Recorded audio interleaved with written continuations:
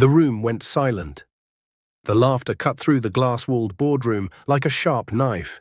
It started small, one chuckle, then another, until it grew loud enough to bounce off the shiny table and tall windows. Heads turned, smiles spread. A few people covered their mouths, pretending to be polite, but their eyes were full of mockery. At the center of it all stood the cleaner. She froze with her mop halfway raised, a small bucket by her feet. Her faded blue uniform hung loosely on her thin frame. One shoe had a crack near the toe, and the other squeaked softly whenever she moved. Her hands, rough and dark from years of scrubbing, tightened around the mop handle. Someone whispered loudly, "Why is she always here? Can't she see this is an important meeting?" Another voice followed, sharper and crueler. "Maybe she wants to learn how real people work." More laughter. The cleaner lowered her head, as she always did. She took one quiet step back, ready to leave the room and disappear like smoke. Then a deep voice cut through the noise. "Enough!" The word landed hard. The laughter died instantly. Chairs stopped creaking. Phones were dropped back onto the table. Every eye turned toward the head of the room, where the CEO slowly stood up. His face was calm, but his eyes were not. He looked around the room, then pointed. Not at the executives, not at the managers, but at the woman they had just mocked. "Before anyone says another word," he said quietly, "look at her. Look very well." No one understood what was happening yet. And that was the moment everything began to change. 3 months earlier, no one would have noticed the cleaner if she vanished. Her name was Mama Ifunanya, though no one in the building bothered to ask. To them, she was just the cleaner, the woman with the old uniform, the woman who arrived before sunrise and left after sunset, the woman who smelled of soap and floor polish. Every morning, she stepped into the tall glass building in Victoria Island while the city was still waking up. The air inside was always cold, the floors were always shining, and the people, important people, walked fast, like time itself was chasing them. Mama Ifunanya pushed her cleaning cart gently, careful not to block anyone's path. She cleaned offices where millionaire deals were discussed. She wiped tables where powerful hands signed papers that changed lives. Yet no one saw her. Some employees acted like she was air, others acted like she was dirt. "Cleaner, you missed a spot," one manager once snapped, pointing at a floor that was already clean. Another time, a young executive tripped over his own shoe and spilled coffee.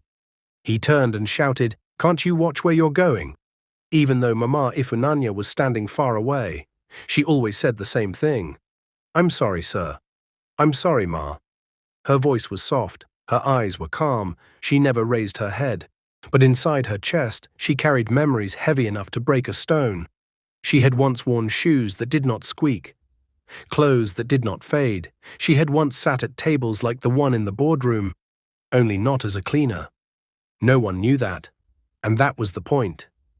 Mama Ifunanya listened more than she spoke.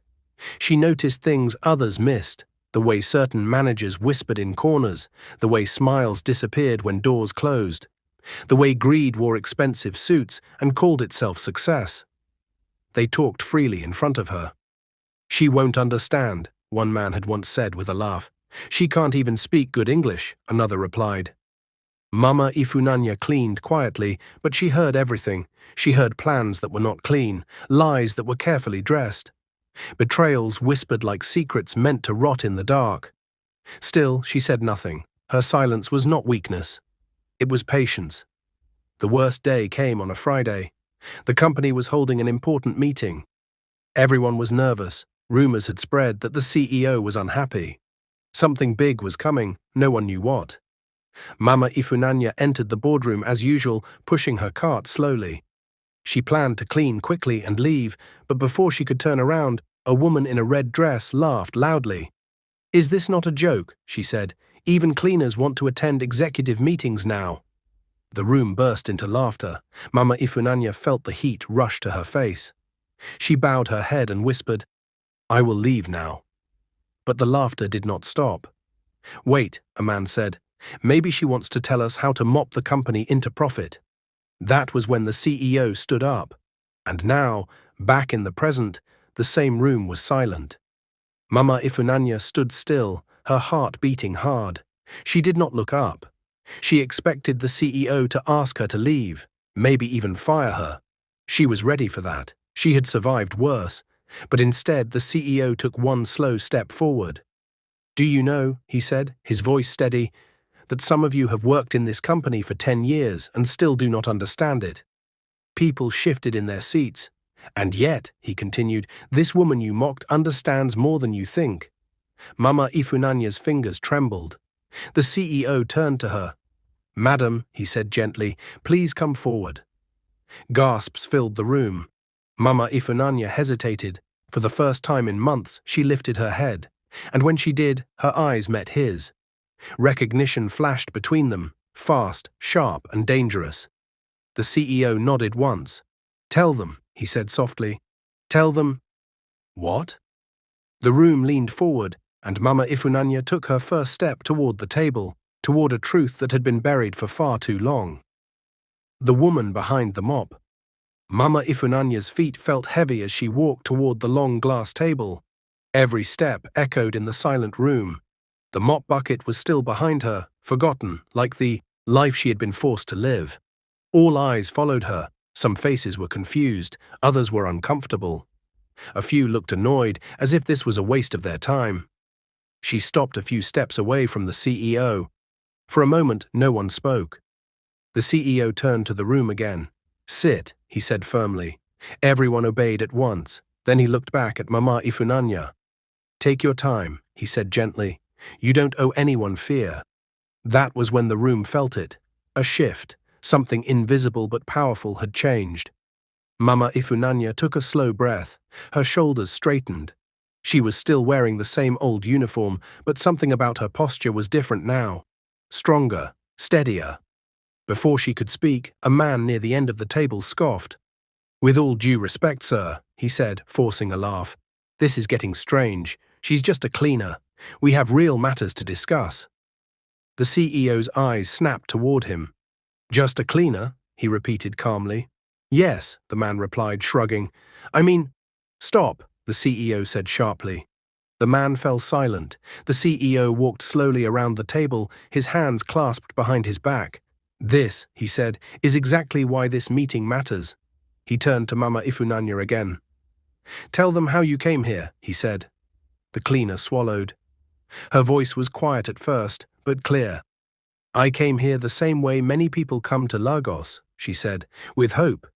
A few people shifted in their chairs. "I was not always a cleaner," she continued.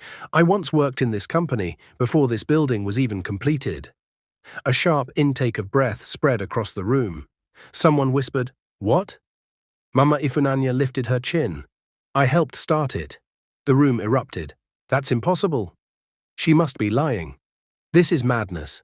The CEO raised his hand, and silence returned. "It is not madness," he said. "It is history." Mama Ifunanya's eyes glistened, but she did not cry. "Years ago," she said, "I was a partner, a silent one. I invested everything I had. My savings, my trust." Her hands shook slightly as she spoke. "But when things went wrong," she continued, "I was blamed. When documents disappeared, I was accused. When money was stolen, I was pushed aside. Some executives looked down, others looked shocked. I was forced out," Mama Ifunanya said, quietly. "No court, no justice. I lost everything in 1 month." The CEO nodded slowly. "She disappeared," he added. "Not because she failed, but because powerful people made sure she did." A woman in the red dress stood up suddenly. "This is ridiculous," she snapped. "If this were true, why didn't she fight back?" Mama Ifunanya turned to her calmly. "Because I was tired," she said, "and because I needed to survive." The room fell quiet again. "So I cleaned houses," Mama Ifunanya went on. "I washed clothes, I scrubbed floors, and when I heard this company needed cleaners, I applied." Murmurs spread like fire. "You came back here on purpose?" someone asked. "Yes," she replied. "To spy," another voice accused. "No," she said softly, "to remember, to see what the company had become." The CEO stepped beside her, and what she saw, he said, was worse than we imagined. He pressed a button on the remote. The screen behind him lit up. Emails, messages, hidden accounts, dates, names. Gasps filled the room. Mama Ifunanya watched quietly as panic spread across faces that once laughed at her. You mocked her, the CEO said, his voice rising. You insulted her, and all this time she was watching you expose yourselves.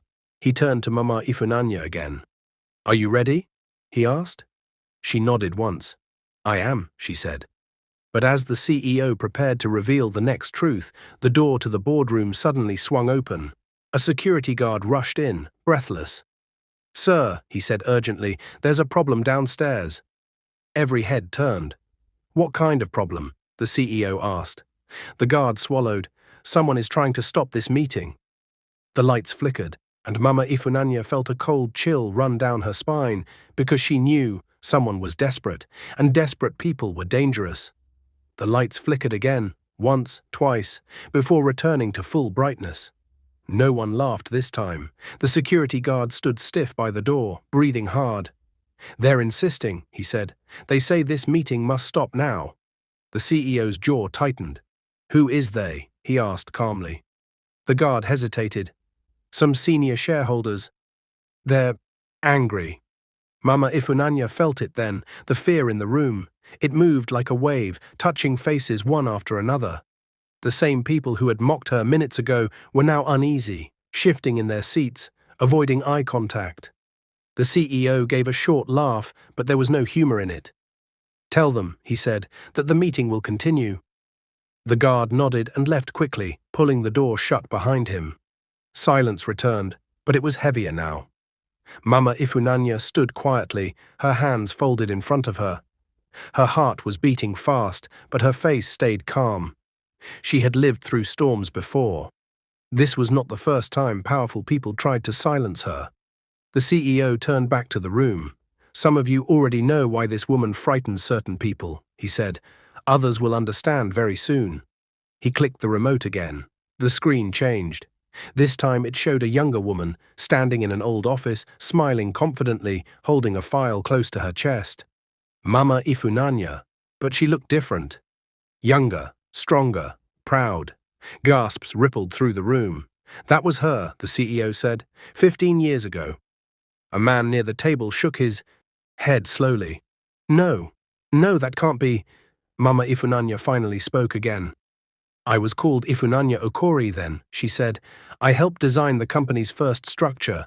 I handled staff training. I knew every department. She paused. And I trusted the wrong people. Her eyes drifted to the far end of the table. A man there stiffened. He was older now, with grey at his temples, but his expensive suit could not hide the fear in his eyes. You, Mama Ifunanya said quietly. All heads turned. The man forced a smile. I don't know what game this is, he said, laughing nervously. You're mistaken. The CEO did not smile. You were head of finance, he said. You signed the transfer. The man's smile cracked. Mama Ifunanya took a slow step forward. You told me to wait, she said. You said the papers were being corrected. You said my name would be restored. Her voice remained calm, but the pain behind it was deep. And while I waited, she continued, you erased me. The room felt smaller, tighter.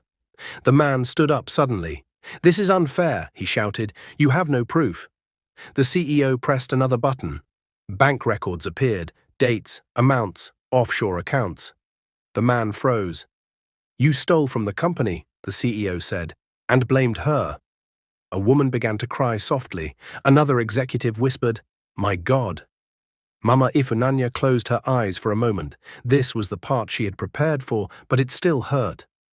When I lost everything, she said quietly, I lost my home, I lost friends, I lost my voice. She opened her eyes and looked around the room, but I did not lose my memory. Her gaze swept across the table, and I did not lose my dignity. The CEO stepped closer to her. She returned here not for revenge, he said, but for truth. A man who had mocked her earlier lowered his head. The woman in the red dress looked pale. I watched you all, Mama Ifunanya continued, how you treated cleaners, drivers, interns, anyone you thought was small. Her voice grew firmer, and I realized something. She paused. You are not powerful, she said. You are just loud.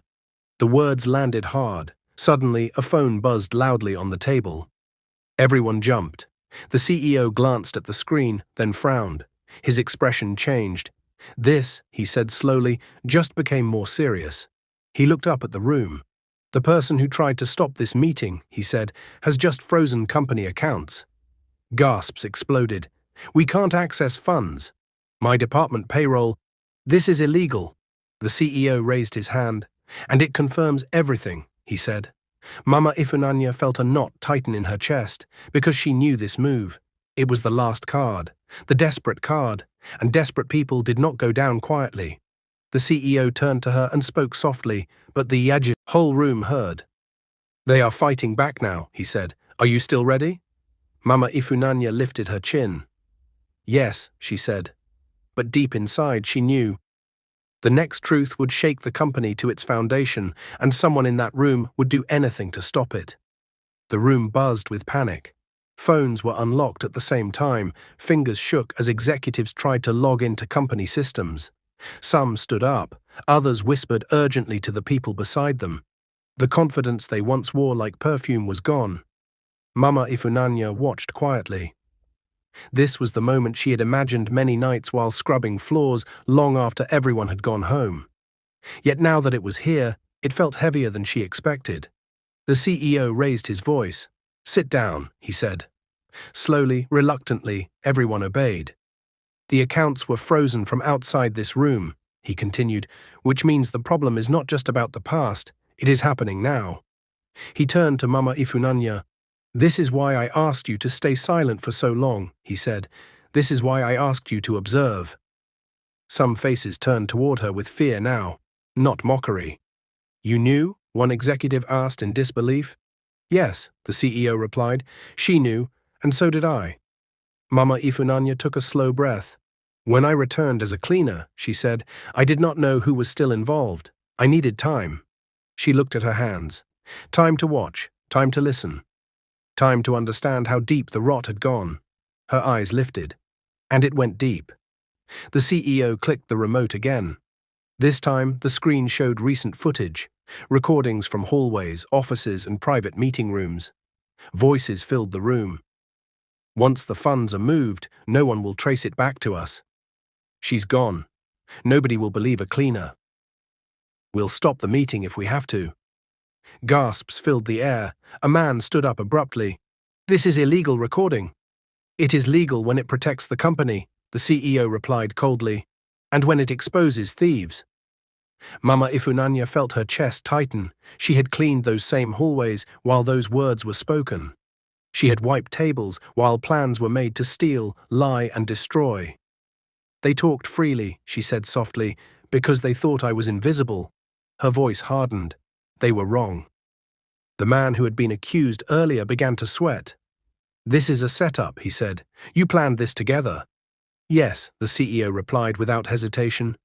I did. The room went still. I found her, the CEO continued, not as a cleaner, but as a name missing from old files. A name that should never have disappeared. He looked at Mama Ifunanya with respect. She agreed to return quietly, to see who would reveal themselves. Mama Ifunanya nodded. And many did. A woman began to sob openly. I only followed orders, she cried. I didn't know how bad it was. Mama Ifunanya looked at her. But you laughed, she said gently. You laughed when I was mocked. The woman lowered her head. The CEO turned serious again. Lawyers are on the way, he said. Authorities too. Panic exploded. You can't do this. You'll ruin us. Think of the company image. Mama Ifunanya felt something rise inside her. Not anger, not joy, but strength. You ruined yourselves, she said quietly. Just then the boardroom doors burst open. Security rushed in. Sir, one guard said urgently, there's been an accident in the parking lot. The CEO frowned. What kind of accident? A hit and run, the guard replied. One of the suspects tried to escape. Mama Ifunanya's heart dropped. Who? She asked. The guard hesitated. Sir, he said, turning to the CEO, it was the former finance head. The room erupted in shock. And, the guard added, he's asking to see her. Every eye turned to Mama Ifunanya. Her stomach tightened, because she knew this was not over, and the truth still had a price. The room felt colder after the guard's words. He's asking to see her. Mama Ifunanya did not move at first. For a long moment, she simply stood there, her hands folded, her face calm. Inside her chest, however, memories stirred, sharp, painful memories she had locked away for years. The CEO watched her closely. "You don't have to go," he said quietly. She looked at him and shook her head. "I will go," she replied. "This story must end properly."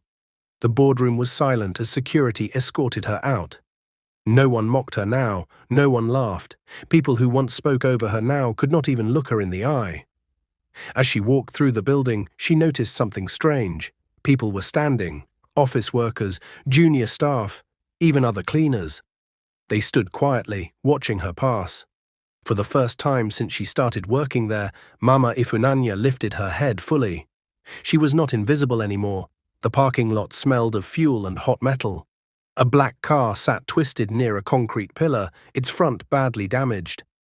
An ambulance stood nearby, lights flashing softly but without sound. The former finance head lay on a stretcher, his suit torn, his face pale and damp with sweat. The moment he saw Mama Ifunanya, his eyes widened. "You," he whispered. She stepped closer. "You asked to see me," she said calmly. His voice shook. "I didn't think you'd come." "You didn't think I would survive either," she replied. He closed his eyes briefly. "I was wrong," he said weakly.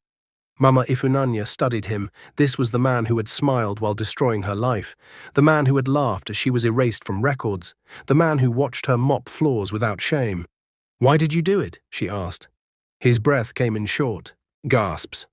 "Greed," he admitted. "Fear. I thought if you stayed, you would expose us." She nodded slowly. "So you made me small." "Yes," he whispered. Mama Ifunanya felt no joy, only a quiet sadness. "You didn't make me small," she said. "You only showed how small you were." Tears filled his eyes. "I'm sorry," he said. "Please, tell them I'm sorry." She straightened. "The truth will speak for itself," she replied. As the ambulance doors closed, Mama Ifunanya turned away. That chapter of her life was finally done.